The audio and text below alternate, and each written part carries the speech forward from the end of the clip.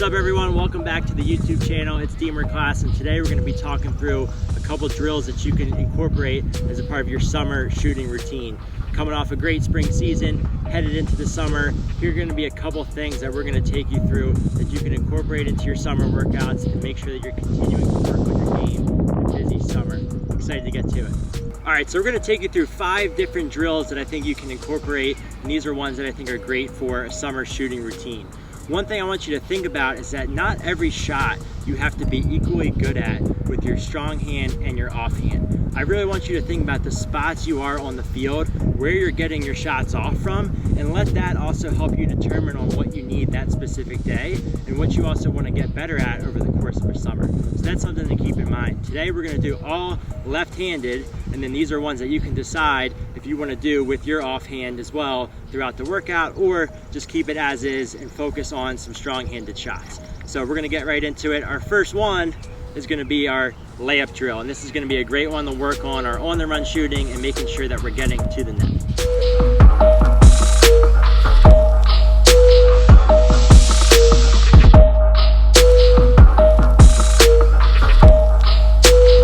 The first drill that we're going to start out with is our layup drill. We're going to work on really emphasizing moving to the target.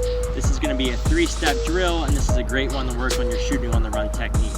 We're going to start one hand stick extended, chest square to the cage, and we're going to explode off that inside foot and really move back to the net. We'll take about 8 to 10 shots of this drill.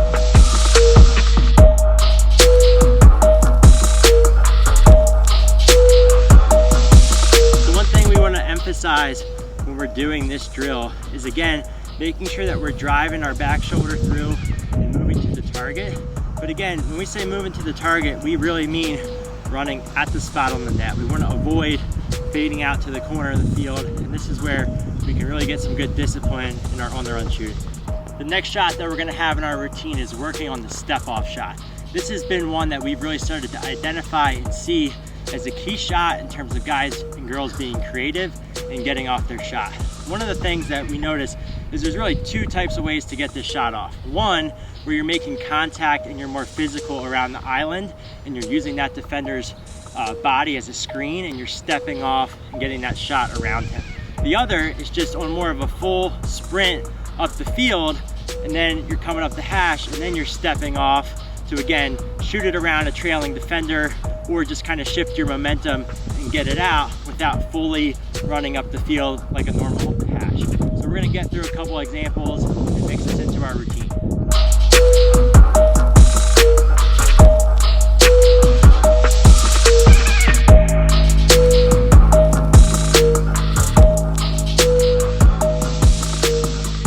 One thing I want you to think about when using the step-off shot is making sure sometimes you're pulling the ball sidearm or low to high, and sometimes you're leaving that ball low, just like any other shot, so you can work different shots off of each other and be less predictable for the goalie. When you're a stronger, more physical attackman, something I think you can use to your advantage is leaning your shoulder in and trying to bump and create contact, and then using that contact to create the space and step off.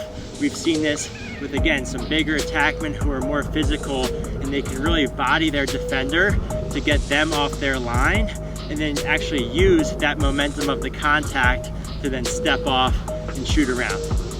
This next shot that we're going to work on as part of your routine is the hitch and plant. I think it's really important when you think about your game of what you want to add to it. And something that we're seeing a lot of when working on the hitch moves is when you make a great hitch and you step around your defender, you're not always going to want to continue to run and get off an on-the-run shot or keep running to the middle of the field because of crashing and sliding defenders from across the field. So let's make sure here, now we're going to work on hitching, stepping around with different amounts of steps, and then planting and shooting for a time and room shot.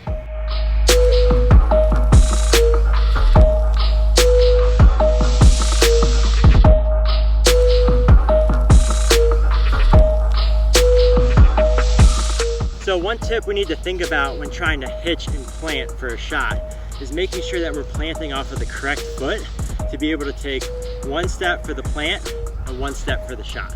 So when I start attacking the middle of the field, I need to gather my feet, plant off that outside foot and then shift all my weight directly to the target. And that way I can still be balanced, but still also be explosive coming out of the hitch move. This next drill we're gonna do is just a simple 4-corner shooting drill. This is gonna be all time in room, and the challenge or the rule that we're gonna put ourselves is if we miss the shot that we're trying to take, we're gonna shoot it again until we make it, and then we can move on to a different type of shot.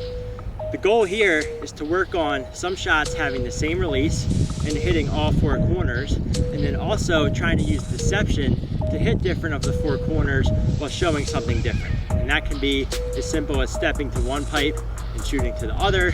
That can be where you're staring, high or low as you release the ball. And that can also be different things you do with your windup as you're trying to get out the shot. So again, challenging you to use the 4 corners and really dial in from one spot on the field. You can always replicate this from different spots around the arc, whether you're a men's player or a women's player.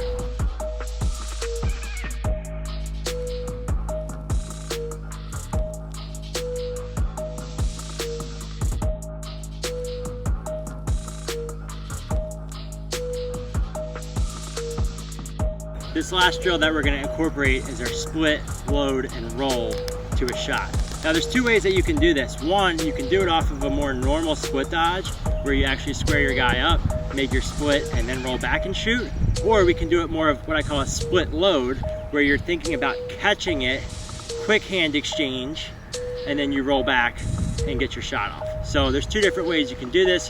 Feel free to explore and have some creativity in terms of the footwork, but let's keep thinking about the different situations where we might use this move to get back to our strong hand and to get back to a better angle in the field, especially if our defender overcommits in the split.